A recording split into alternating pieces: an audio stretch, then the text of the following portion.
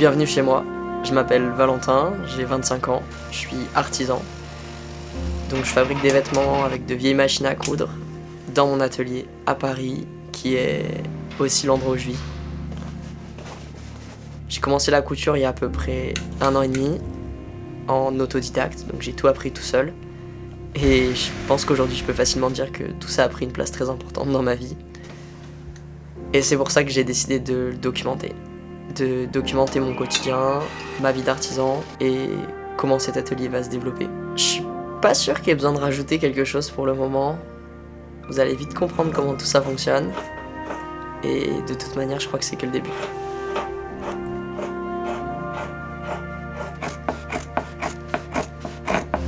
J'avais beaucoup de commandes ces 10 derniers jours. J'étais content parce que c'était une bonne rentrée d'argent.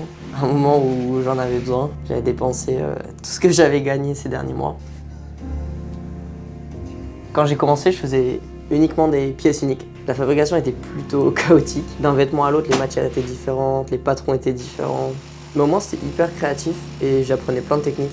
Après, je me suis mis à faire de la série, en particulier pour des pièces en denim japonais. C'est de là que tout a commencé. C'est pour ça que j'ai acheté toutes ces machines spécialisées dans la confection de jeans et de matières lourdes en général.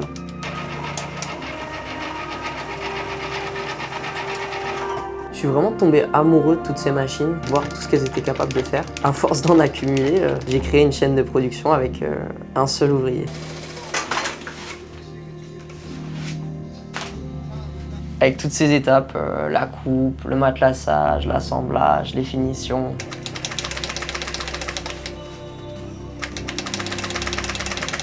Produire à la chaîne, à la fois je déteste ces moments parce que plus une pièce se vend, plus sa fabrication devient répétitive et parfois tu as vraiment l'impression d'être un robot. En même temps, je me rappelle que à chaque fois, c'est aussi pour ça que j'ai commencé. Travailler avec mes mains, pas être devant un écran. Et je sais aussi que c'est en répétant à l'assemblement ces mêmes gestes que je progresse dans mon artisanat, dans ma connaissance des outils, des machines, dans ma technique et que je finis par progresser tous les jours.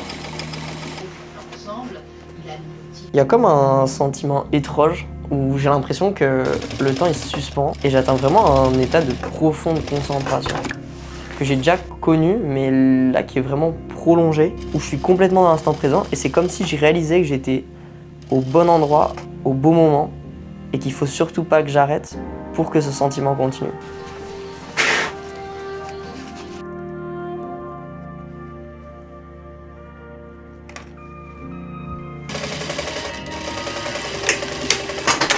C'est toujours les derniers détails qui sont le plus durs pour moi. T'as envie de finir le vêtement parce que t'as fait 99% du taf avant. Mais tu peux pas aller vite parce que t'es obligé de bien faire.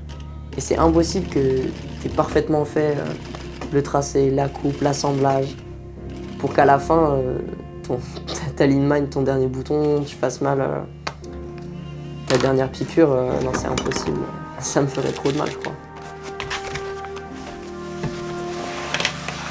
Mais c'est ça qui me demande le plus d'efforts au final, plutôt que de m'y mettre ou le début de la fabrication.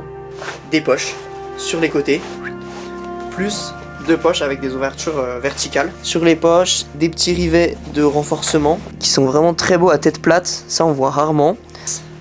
Avec là vous avez le joli détail de l'ID du selvage qui fait toute la braguette.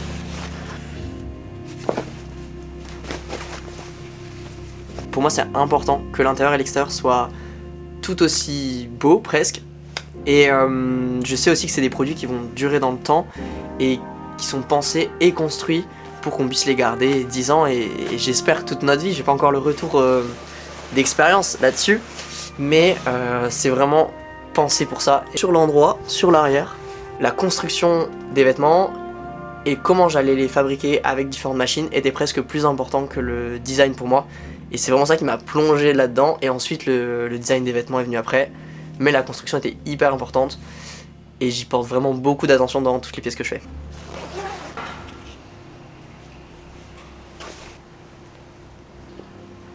Ça, c'est vraiment trop beau. Ben voilà, je porte le mien aussi. Parce que moi, j'ai un zip.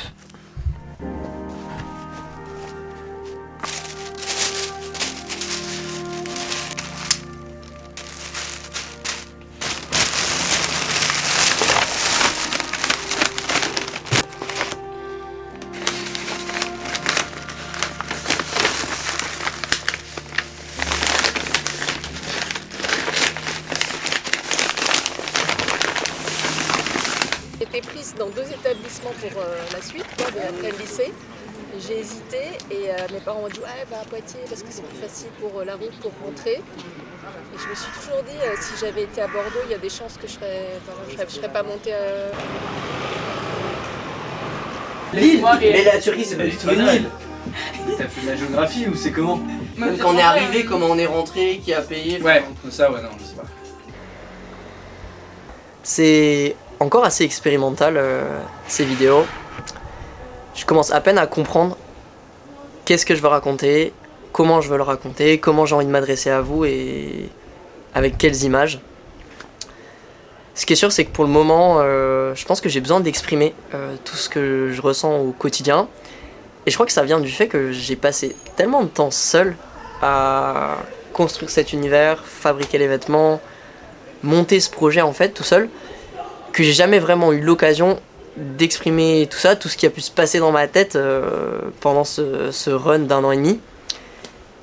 Et là, m'adresser à cette caméra, c'est un peu la première fois que je le fais, parce que c'est pas forcément des choses dont je parle quand je suis en dehors de l'atelier, et que je passe aussi tellement de temps ici, ma vie, je pense que l'année passée, j'ai passé beaucoup de mon temps de vie dans cette pièce. Je pense que le sujet de la production dont je parle avant, c'est venu naturellement, parce que c'est ce qui s'est passé en fait quand j'ai commencé à filmer il y a 10 jours, j'étais en plein dans la production. C'est vraiment ça que j'ai voulu retranscrire dans les images d'avant et que j'ai pu ressentir à travers des dizaines de productions que j'ai fait pour d'autres vêtements et au cours de ce projet, quoi.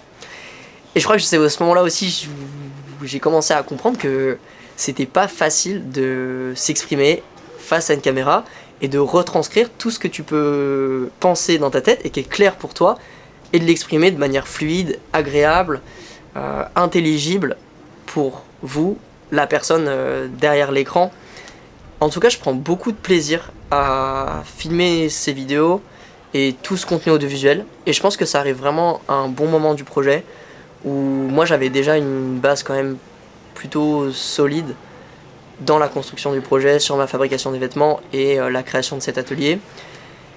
Et en même temps, ça arrive à un moment où après 1 an et demi où j'ai passé presque tous les jours à coudre, je crois que j'avais besoin d'un renouveau dans ce projet, en fait un autre domaine où je peux m'investir complètement et qui est lié à d'autres enjeux. Et je me rends compte que finalement l'audiovisuel, je commence vraiment aussi à me passionner pour ça. L'image, le son, la lumière, le montage, soit autant l'aspect de prendre les vidéos que sur l'ordinateur, la post-prod, je prends vraiment beaucoup de plaisir à le faire. Et en plus, c'est pas qu'une question de plaisir, c'est que je vois que c'est tellement un accélérateur pour le développement de la marque et le marketing autour de l'atelier, et ça me permet de mettre en lumière mon travail comme il se doit. Et plus je serai bon dans ce domaine, dans lequel j'ai vraiment envie de progresser, plus je serai à même de retranscrire cette aventure et de le mettre avec des belles images. Et c'est sûr que ça va me servir pour le développement de la marque. Et si en plus je suis capable de le faire moi-même et de faire un travail de qualité, c'est pas du tout du temps perdu pour moi. Et j'en suis conscient. Et c'est vraiment, je pense qu'il faut que je continue à me débloquer du temps pour faire ça.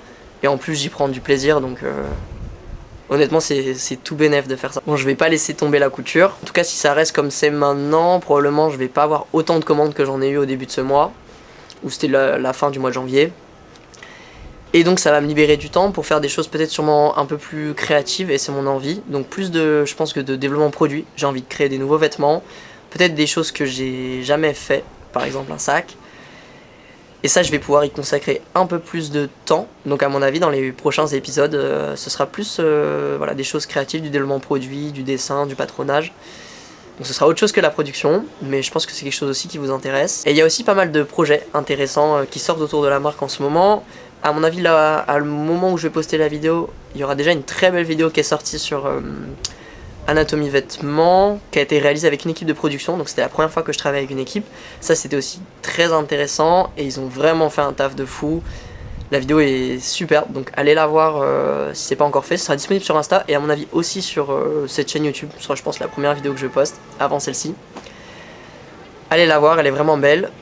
Il y a aussi une collaboration qui va sortir fin février. Donc c'est la première fois qu'on m'appelle pour designer quelque chose pour une autre marque. Ça aussi, ça va être un gros projet pour le développement de l'atelier. Je vous en dis pas plus, je vous laisse le découvrir quand ça sortira et j'espère que ça va vous intéresser.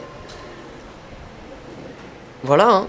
Si t'es resté jusque-là, que t'as pas quitté en me voyant parler, laisse un commentaire, like, abonne-toi, ça fait toujours plaisir. C'est pas grand-chose pour vous, mais pour moi c'est toujours intéressant d'avoir un retour sur mon travail. Et bienvenue dans l'aventure, hein. Je crois que c'est que le début, hein. Il va être long ce run.